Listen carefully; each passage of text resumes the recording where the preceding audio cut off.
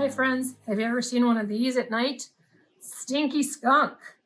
He really is a pretty animal, but I wouldn't like to cross him in my path, especially when his tail is up. If his tail is down, you don't have to worry, but once that tail goes up, you know he's about ready to spray. So stay away. Stay away, because he's gonna spray. So this is what he looks like. He's black and he's white. But today we're sending home a white copy of a skunk. How are you gonna decorate your skunk? You can use watercolors, you can use paint, you can use anything that you have at home to decorate your skunk. It could be colorful, you can make a rainbow skunk, anything you want. You can cut it out if you'd like to, or just leave it on this paper.